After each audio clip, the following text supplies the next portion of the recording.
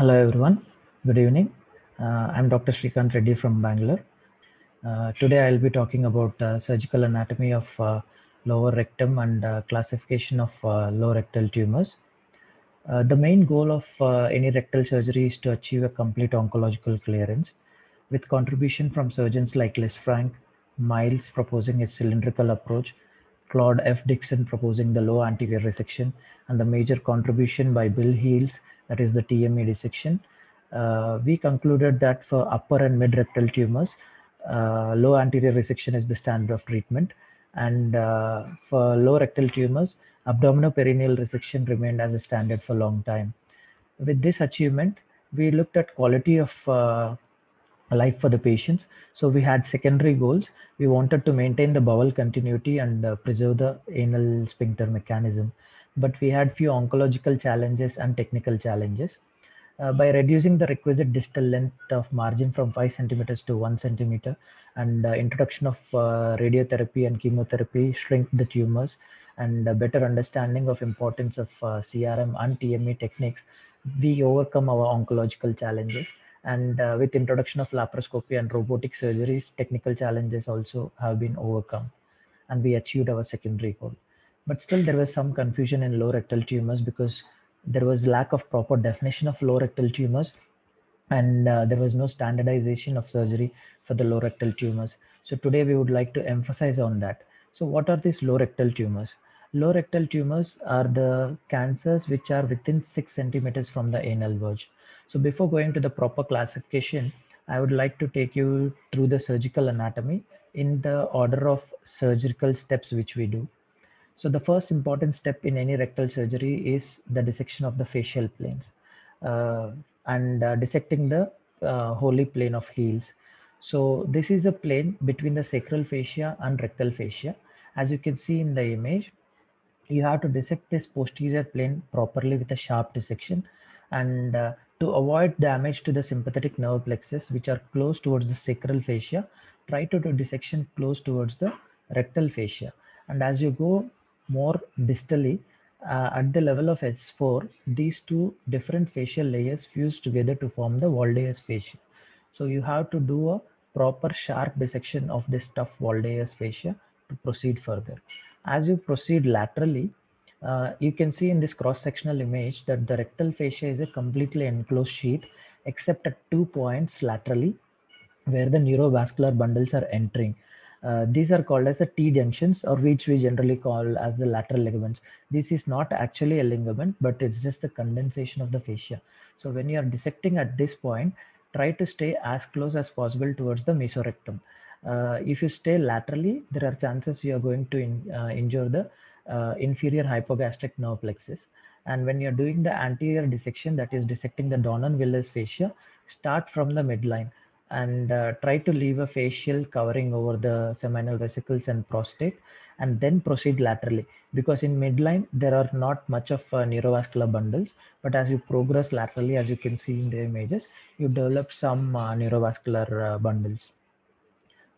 So that's the point of importance. And coming to the blood supply, 80% of the blood supply to the rectal tumors is from the superior rectal artery, which is continuation of the inferior mesenteric artery, and remaining blood supply is from the middle and inferior rectal arteries.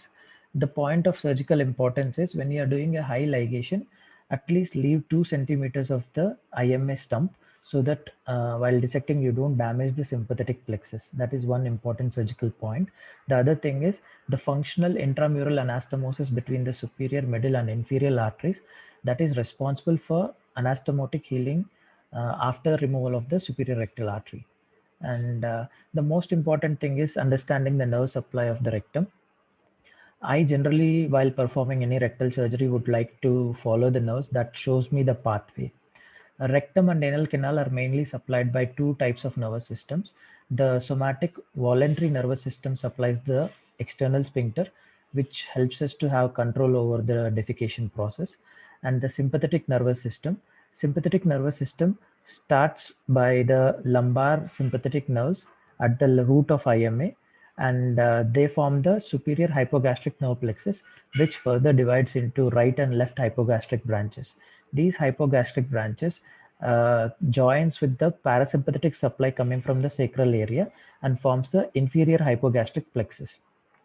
These inferior hypogastric plexus gives branches to the rectum, which pierces the rectal fascia at the T junction, which was described earlier, and further continues as the inferior neurovascular bundle supplying the urogenital system. So we can cause damage to this nerve supply at any of the following steps while dissecting the root of mesentery, or dissecting at the holy plane, or dissecting at the T junction, and while dissecting the anterior Donan-Willis fascia. So how to avoid this injury at various critical steps is to maintain and be in the proper tissue facial planes. If you are in those facial planes, the chances of injury will be less. And by chance, in bulky tumors, there are chances that you injure one side of the nerve fibers. If the contralateral side is not injured, then that can compensate and our complications can be reduced. The lymph nodal supply corresponds to that of the blood supply and drains mostly towards the root of IMA. In bulky tumors, sometimes nodes along the internal iliac also can be enlarged. And if the tumor is extending towards the anal canal, the superficial inguinal lymph nodes also will be enlarged in some cases. Once this dissection is done, now you approach the pelvic floor muscles. So pelvic floor has mainly two parts. That is the uh, uh, pelvic floor mainly has two parts. That is the pelvic diaphragm and the urogenital diaphragm. The pelvic diaphragm is mainly made by the levator ani muscle, which is by levator ani is formed by the puborectalis, pubococcygeus, and ileococcygeus.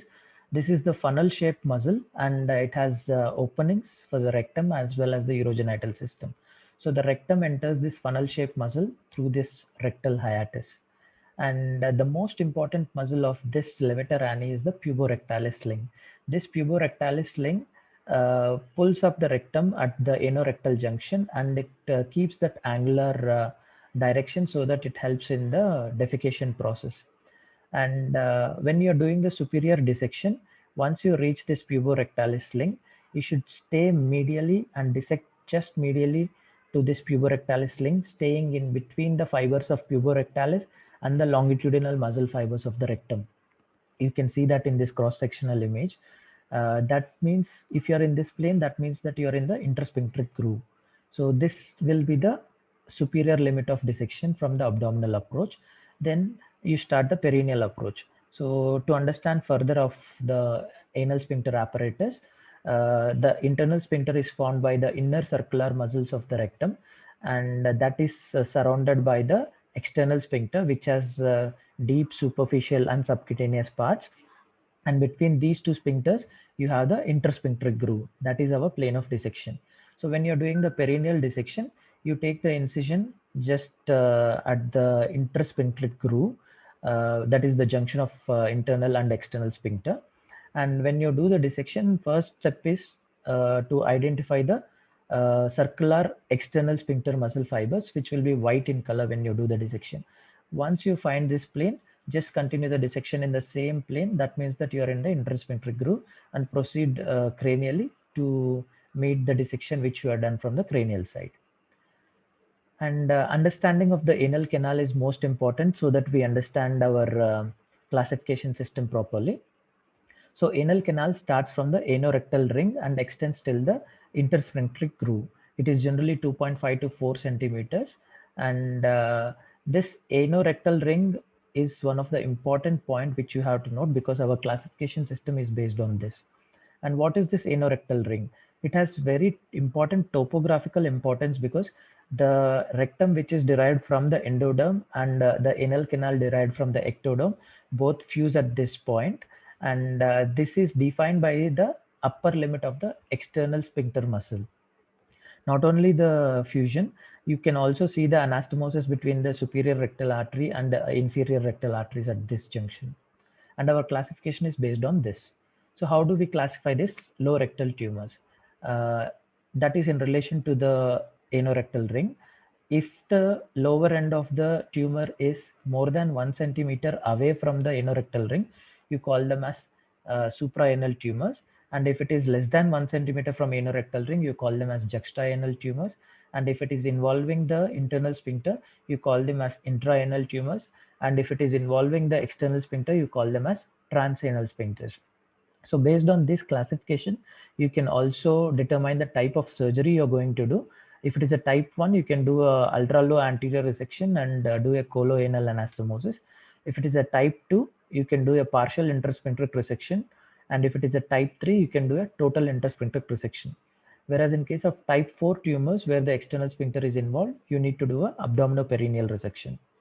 So how do you interpret these things? So what you can do is you need to identify the anorectal ring. While doing the clinical examination, you do a perrectal examination and ask the patient to squeeze his external and squeeze his sphincter. Then the uppermost part of the squeeze point corresponds to that of the anorectal ring, and you can correlate the distance of the tumor, and you can classify. You, in addition to clinical examination, you also need imaging in the form of MRI, which also tells about the anorectal ring and also tells the involvement of internal sphincter and external sphincter. Based on these findings, you can classify the tumor, and based on that, you can plan the surgical thing. So the take-home message is, earlier we had a confusion because we used to measure the distal part of the tumor from the anal verge and classify it. But as per the classification system, uh, what you have to correlate is the distance of the tumor to that of the anorectal ring and classify the tumors accordingly. And clinical examination and MRI helps us to classify these tumors preoperatively and plan the type of surgery which we are going to do in these cases. Uh, Thank you.